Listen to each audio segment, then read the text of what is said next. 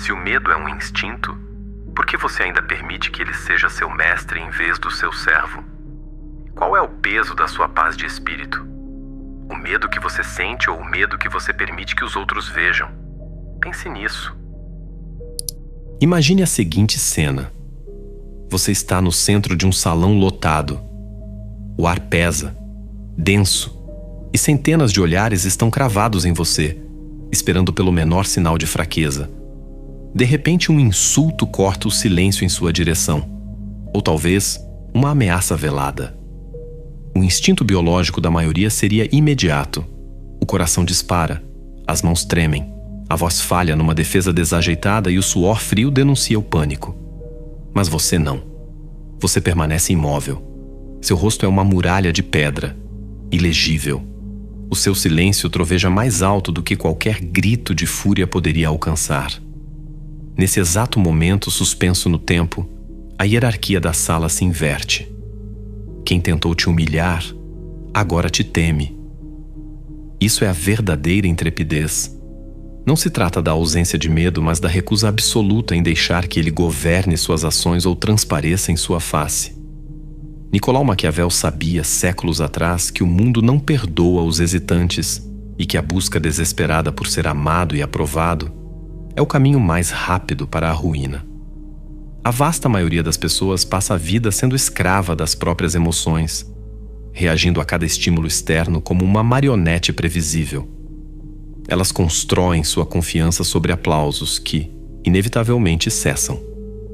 Mas existe uma outra via, uma via reservada para uma minoria que entende a mecânica fria da natureza humana e sabe que o controle emocional é a única vantagem injusta que realmente importa. Fique comigo até o último segundo, porque você saberá exatamente como assassinar a sua necessidade de validação e obrigar qualquer pessoa, em qualquer ambiente, a lhe tratar com o mais profundo e imediato respeito. Para entender a dinâmica das relações humanas, precisamos olhar para a moeda mais antiga da nossa história evolutiva, o medo. Muito antes de existirem conceitos complexos como lealdade, honra ou amor romântico, o medo já governava as interações. Era o medo que mantinha as tribos unidas contra a escuridão, que disciplinava exércitos em marcha e que garantia a sobrevivência dos governantes em tronos instáveis. Quando Maquiavel escreveu O Príncipe, ele não buscou adornar a realidade com poesia ou idealismo. Sua prosa era cirúrgica. Ao afirmar que é muito mais seguro ser temido do que amado, se não se pode ser ambos, ele não estava promovendo a vilania, mas sim a estabilidade. A razão é pragmática. O amor é um laço de obrigação que os homens, sendo criaturas de interesses volúveis, rompem na primeira oportunidade em que lhes convém. O temor, por outro lado, é mantido pelo medo da punição ou da consequência, o qual nunca abandona o ser humano. A má interpretação moderna dessa filosofia leva muitos a crerem que a intrepidez é a ausência de prudência. Imagina-se o herói como alguém que corre para o perigo de peito aberto, cego aos riscos. Isso não é coragem, é estupidez. Um homem sem medo é um tolo aguardando sua inevitável destruição. A verdade maquiavélica é que o medo não é o inimigo. Ele é um instinto, um sistema de radar sofisticado que alerta sobre riscos, traições e perigos ocultos nas sombras. Negá-lo seria cegar-se voluntariamente. A dicotomia real está na gestão desse impulso. O homem fraco permite que o medo dite seu comportamento. Ele hesita quando deveria agir. Explica-se quando deveria calar e encolhe-se quando desafiado. O homem poderoso acolhe o medo, aguça-o transformando-o em consciência situacional e o utiliza como combustível. A história nos fornece arquétipos claros dessa transformação. Considere Júlio César diante do rio Rubicão. O Senado romano havia declarado que cruzar aquele rio com seu exército seria um ato de traição, punível com a morte. Seus próprios generais tremiam diante da magnitude da decisão de marchar contra a própria Roma. César sentiu medo? A lógica dita que sim. As apostas eram a vida ou a aniquilação total. No entanto, o que ele projetou foi uma certeza absoluta. Aquela performance de intrepidez não apenas silenciou as dúvidas de seus homens, mas os transformou em fanáticos leais dispostos a morrer por sua visão. Ou observe Alexandre, o Grande. Ele enfrentou exércitos numericamente superiores em terrenos brutais. Sua calma sob fogo inimigo tornou-se lendária. Quando seus soldados olhavam para ele, não viam um jovem rei apavorado, mas uma força da natureza incapaz de sentir pânico. Essa ilusão, essa máscara de invencibilidade, carregou suas tropas através de batalhas que, estatisticamente, deveriam ter perdido. Maquiavel enfatizava as aparências porque os homens julgam, em sua maioria, pelos olhos, não pelas mãos. Eles veem o que você aparenta ser. Poucos tocam o que você realmente é. Se você aparenta estabilidade, você se torna o pilar de estabilidade na mente deles. Contrastemos a figura histórica do líder com o homem médio contemporâneo. Ao sentir medo, o homem comum imediatamente o transmite. Sua voz sobe uma oitava, desculpas atropelam seu discurso e sua linguagem corporal se fecha. Nesse momento exato, ele se converte em presa. A verdade brutal da hierarquia social é que ninguém segue um homem que vacila. As pessoas instintivamente buscam aquele que parece inquebrável, mesmo que essa solidez seja, em parte, uma construção teatral. A psicologia moderna valida o que Maquiavel intuiu através da observação: o fenômeno do contágio emocional. Emoções como pânico, confiança e calma espalham-se como vírus dentro de um grupo. Um único indivíduo em pânico pode infectar uma sala inteira, desencadeando o caos.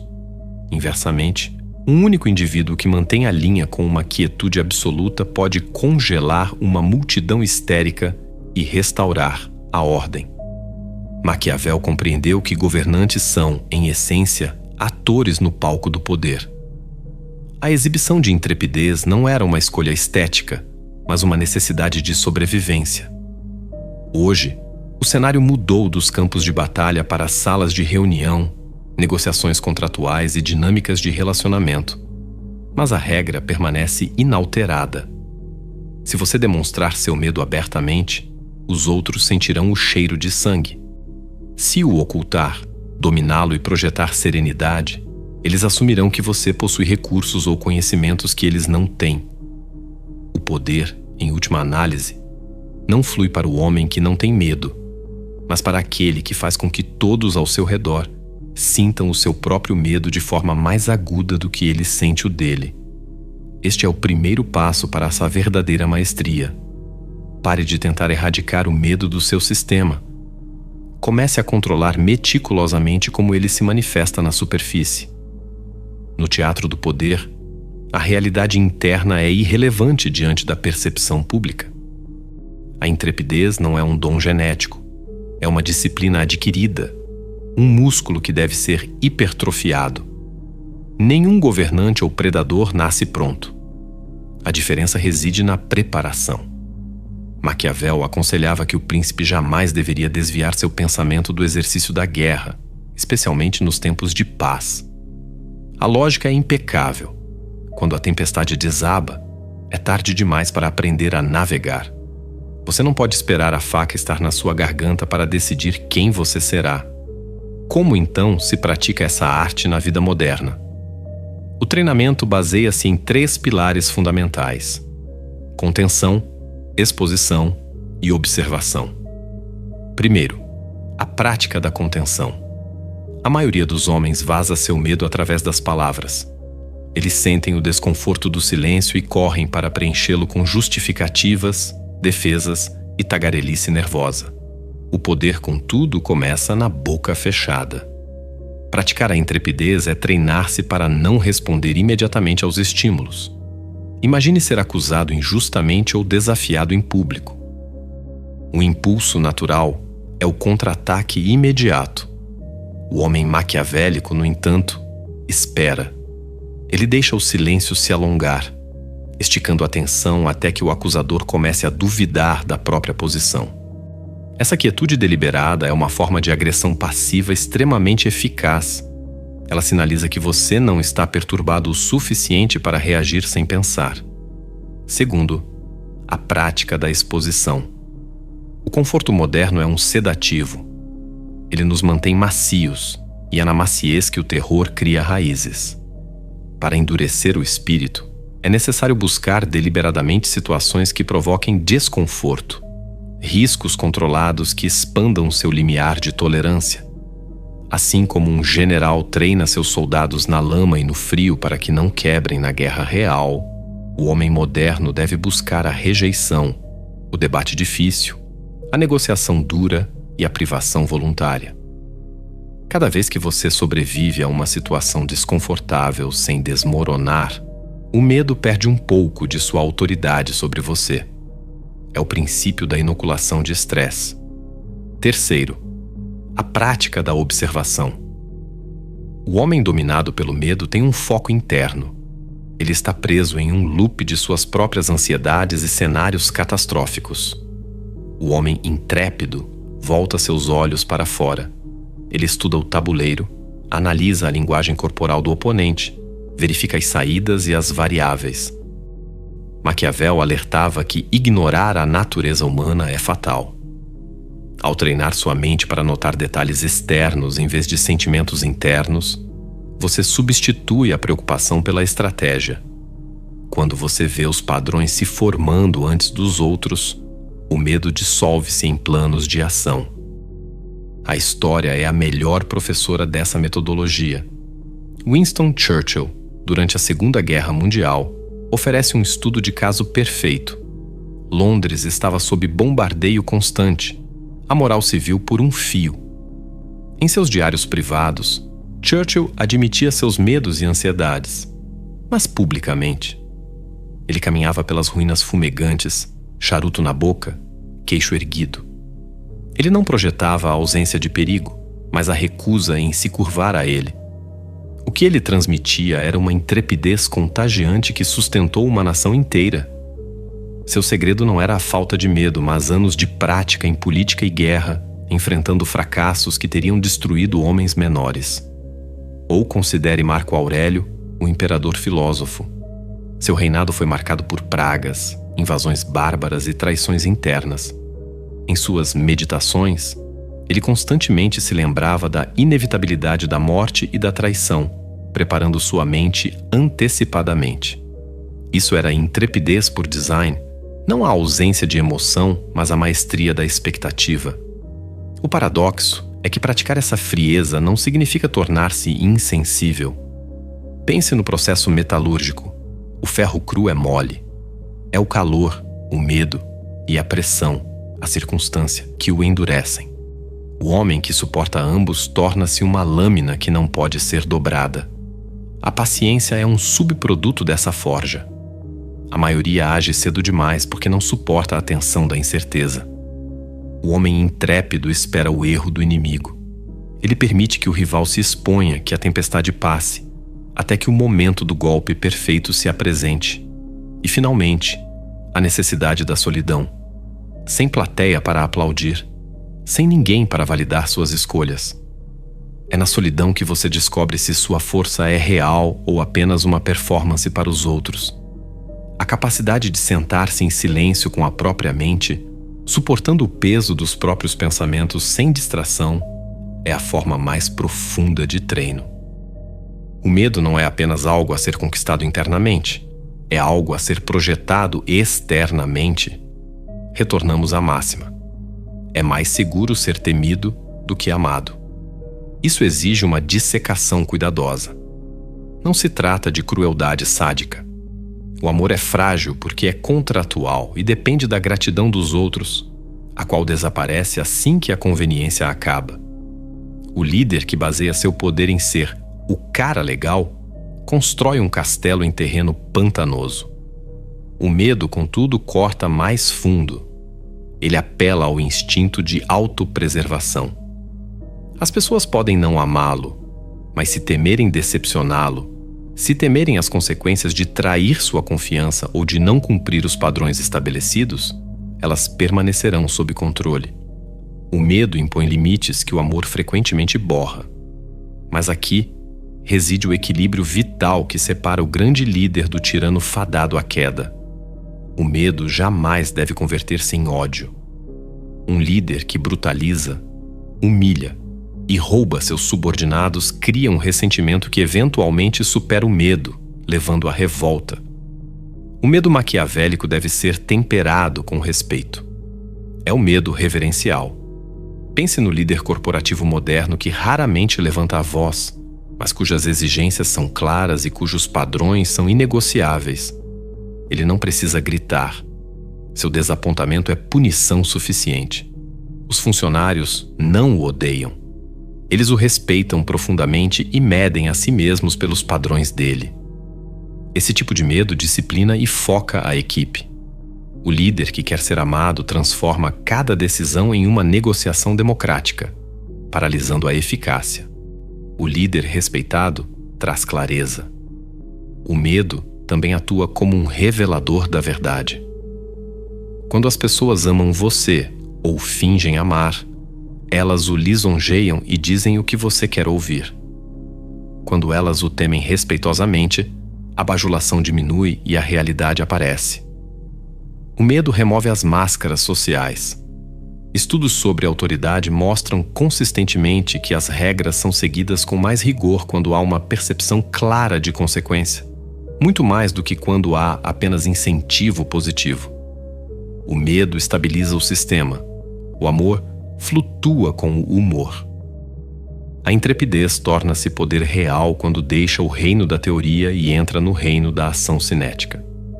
Maquiavel não escrevia para acadêmicos, mas para homens de ação. Para ele, a coragem era a capacidade de agir quando todos os outros estavam congelados em análise. Hannibal Barca é o exemplo supremo. Atravessar os Alpes com elefantes, longe de casa, contra o conselho de todos os peritos militares da época, não foi um ato de loucura, mas de audácia calculada. Ele sabia que a hesitação era mais perigosa que a montanha. Ao fazer o impossível, ele paralisou Roma com choque psicológico antes mesmo da primeira batalha. Na política moderna e nos negócios, o princípio mantém-se. O viés de ação é o que distingue o CEO visionário do gerente medíocre. Quando a incerteza é alta, a maioria das pessoas busca mais dados, mais garantias, mais permissão. O homem que age decisivamente no vácuo de informação assume automaticamente a liderança. As pessoas presumem que sua ação é baseada em conhecimento superior. A decisão cria a própria realidade. Maquiavel alertava: a fortuna é como uma mulher que deve ser dominada com audácia. Ela favorece os jovens e os violentos, no sentido de energia vigorosa, não os cautelosos. Esperar pelas circunstâncias perfeitas é a maior das fraquezas. O homem intrépido pode sangrar, mas o homem hesitante perde tudo sem sequer lutar. A intrepidez também se manifesta na negociação através do silêncio e da recusa em ceder à pressão. Quando um oponente grita ou ameaça, ele espera uma reação igual ou uma submissão. Ao encontrar uma calma pétrea, ele se desestabiliza. Ele começa a se perguntar por que suas táticas não funcionam. O silêncio do homem intrépido torna-se um espelho onde o oponente vê sua própria falta de controle.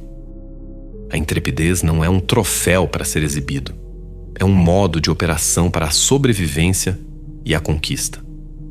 Maquiavel sabia que a vida é conflito.